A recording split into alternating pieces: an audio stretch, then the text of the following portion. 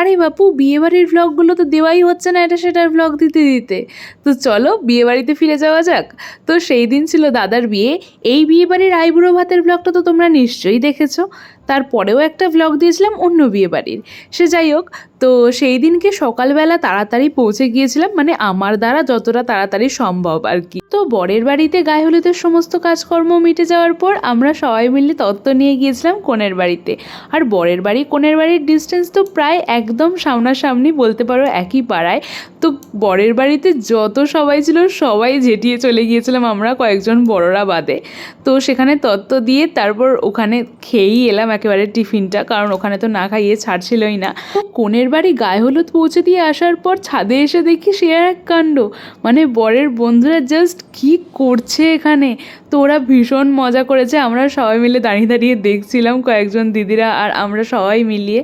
তো ছাদে এই সমস্ত আনন্দ ফুর্তির পর্ব মিটে যাওয়ার পর এখন নিয়ে যাওয়া হচ্ছে বরকে চান করাতে। আর আমাদের এখানে চান করানোর জায়গা মানে হচ্ছে গঙ্গা। এখানে পুকুর টুকুর সেরকম আর ভালো নেই, সেই জন্য গঙ্গাটাই বেস্ট অপশন বলে মানা হয় যে কোনো কাজের ক্ষেত্রেই। তো এরপর যা গরমে কষ্ট হয়েছিল, আর কোনো ভিডিও ক্লিপ নিইনি বেলার। এবার ডাইরেক্ট চলে যাচ্ছি বিয়ের ভেন্যুতে। তো সন্ধেবেলা না, প্রায় 8:30টার সময় করে আমরা ভেন্যুতে গিয়ে পৌঁছেছি। আর তখন দেখছি সব বরযাত্রী চলে এসছে। তারপর আমরা গেছি, অ্যাজ ইউজুয়াল আমরা সব সময় লেট।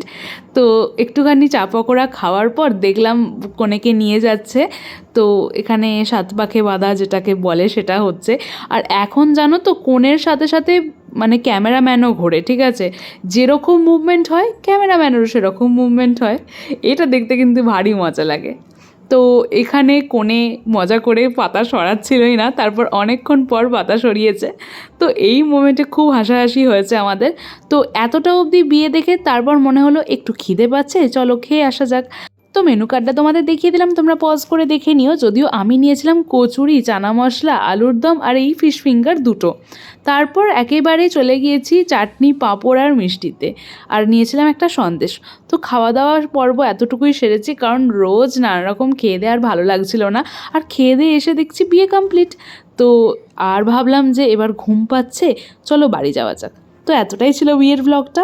কিন্তু তোমাদের আমার ছবি দেখাতে ভুলবো এটা কি করে হতে পারে? আমি তো নিজের কোনো ভিডিও ক্লিপ নিয়ে নিই, তাই বেশ কয়েকটা ছবি এখানে অ্যাটাচ করে দিয়েছি। তোমরা প্লিজ দেখে নিও আর কমেন্টে জানিও। কিন্তু আমি কিন্তু সেদিনকে পরেছিলাম মায়ের বিয়ের বেনারসিটা। আর আমার ছবির সাথে এখানে মা, বোন, সাথী আর বরকনের সবার ছবি দিয়ে দিয়েছি, তোমরা দেখে নিও। চলো টাটা।